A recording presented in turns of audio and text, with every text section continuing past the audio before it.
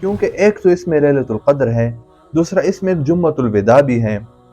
اور سب سے اہم بات یہ ہے کہ اس میں اعتکاف کیا جاتا ہے۔ الله ربي والإسلام ديني ومحمدا رسول الله ويقيني نحمده ونصلي على رسوله الكريم، اما بعد فاعوذ باللہ من الشیطان الرجیم، بسم اللہ الرحمن الرحیم۔ رمضان المبارک کا آخری عشرہ شروع ہے، اور جیسا کہ آپ سب جانتے ہیں کہ جیسے آخری عشرہ شروع ہوتا ہے تو یہ اس بات کا پیغام ہے کہ رمضان المبارک آہستہ آہستہ اپنے اختتام کی طرف جا رہا ہے۔ تو جیسے جیسے رمضان المبارک اختتام کی طرف جا رہا ہوتا ہے تو ایسے ایسے ہمیں چاہیے کہ اس کی جو فضیلتیں ہیں، اس کی جو رحمتیں ہیں، اس کی جو برکتیں ہیں، اس کو زیادہ سے زیادہ حاصل کرنے کی کوشش کریں۔ تو اس لیے ویسے تو تمام رمضان المبارک اس کی اپنی ایک فضیلت ہیں، اس کی اپنی برکتیں اور رحمتیں ہیں، لیکن آخری عشرہ بالخصوص یہ ایک خاص خصوصیت کا حامل ہے، کیونکہ ایک تو اس میں لیلۃ القدر ہے، دوسرا اس میں ایک جمعۃ الوداع بھی ہے، اور سب سے اہم بات یہ ہے کہ اس میں اعتکاف کیا جاتا ہے۔ آپ صلی اللہ علیہ وسلم اپنی حیات مبارکہ میں اعتکاف میں بیٹھا کرتے تھے، اور ایک دفعہ آپ صلی اللہ علیہ وسلم کسی وجہ سے اعتکاف میں نہیں بیٹھ سکیں آخری عشرے میں، تو آپ صلی اللہ علیہ وسلم نے اگلے سال 20 دن اعتکاف کیا۔ یعنی اتنی ایک اہمیت کی حامل ہے یہ عبادت کہ آپ صلی اللہ علیہ وسلم ایک سال نہیں کر پائے تو اگلے سال اس سے ڈبل کیا۔ تو اس سے معلوم ہوتا ہے کہ آخری عشرے میں اعتکاف کرنا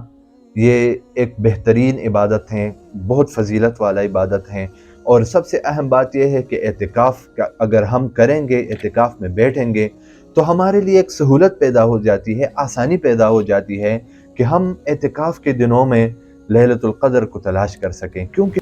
نبی کریم صلی اللہ علیہ وسلم رمضان المبارک کے آخری عشرے میں زیادہ عبادت کرتے تھے، ذکر و اذکار زیادہ کرتے تھے، خصوصاً شب بیداری فرمایا کرتے تھے۔ آخری جو 10 دن ہیں اس میں آپ صلی اللہ علیہ وسلم نہیں سوتے تھے، رات کو شب بیداری لازمی فرمایا کرتے تھے۔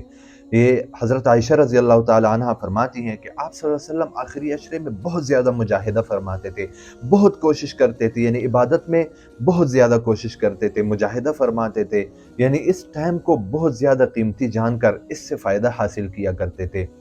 تو ہمیں بھی چاہیے کہ ہم بھی رمضان المبارک، ویسے تو پورا مہینہ ہی رحمتوں اور برکتوں والا ہے، لیکن آخری عشرے میں بالخصوص ہم شب بیداری کی طرف توجہ دیں، رات کو نہ سوئیں جیسے کہ آپ صلی اللہ علیہ وسلم کا معمول تھا، ہم بھی شب بیداری کریں، رات کو عبادت کریں، اور اگر جمعۃ الوداع آئے اس بیچ میں تو اس میں بھی زیادہ سے زیادہ عبادت کریں، کیونکہ یہ بہت ہی بڑا دن ہے اور بابرکت دن ہے۔ یہ بھی اعتکاف یہ سنت کفایہ ہے۔ سنت کفایہ سے مراد یہ ہے کہ اہل محلہ میں سے اگر کوئی ایک شخص بھی اعتکاف میں بیٹھیں تو بقایا سب کی طرف سے یہ سنت ادا ہو جائے گی۔ اگر کوئی ایک شخص بھی نہ بیٹھیں تو سب لوگ اس سنت سے اور اس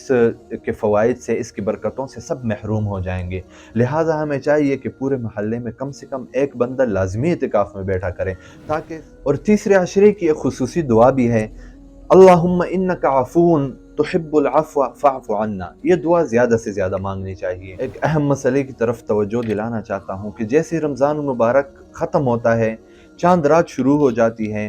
چاند رات ہم لہو و لعب، کھیل کود اور عید کی شاپنگ اور خریداری وغیرہ جیسے کاموں میں گزار دیتے ہیں، اور اپنے اندر بے پناہ فضائل، واقعات اور بے شمار فوائد و برکت سموئے ہوئے ہیں۔ یہ ایک بہت بابرکت رات ہیں، ہمیں اس کو لہو و لعب، عید کی شاپنگ، باہر نکلنے میں، گھومنے پھرنے میں ہمیں اس کو نہیں ضائع کرنا چاہیے۔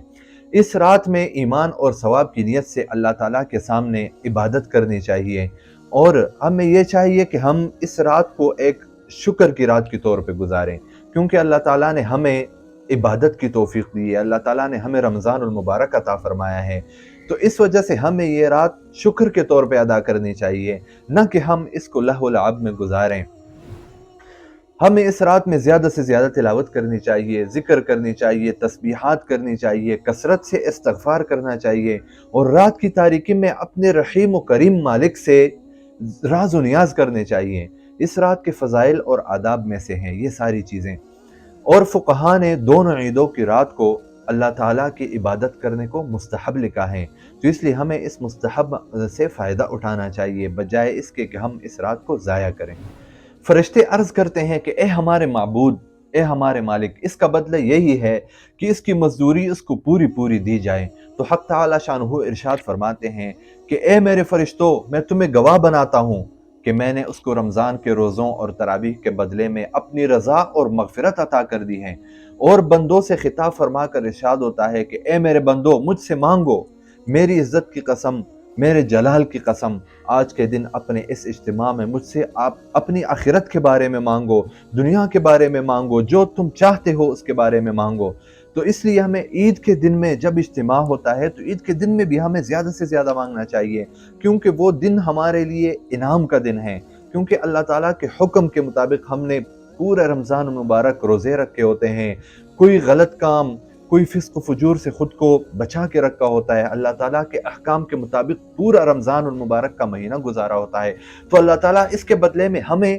انعام سے نوازنا چاہتے ہیں۔ وہ کلم کھلا اعلان فرماتے ہیں کہ مانگو، کیا مانگتے ہو؟ تو اس لیے ہمیں عید کے دنوں میں اور عید کی رات میں، کیونکہ یہ دن اور رات انعام کا دن اور رات ہے، اس میں جو ہم چاہیں ہم اللہ تعالیٰ سے مانگ سکتے ہیں۔ اللہ تعالیٰ ہمیں کھلی اجازت دے دیتا ہے کہ مانگو جو مانگتے ہو، چاہے دنیاوی کوئی چیز مانگتے ہو، چاہے اخروی کوئی چیز مانگتے ہو۔ تو اس لیے ہمیں اس دن اور رات کو لہو و لعب میں نہیں گزارنا چاہیے۔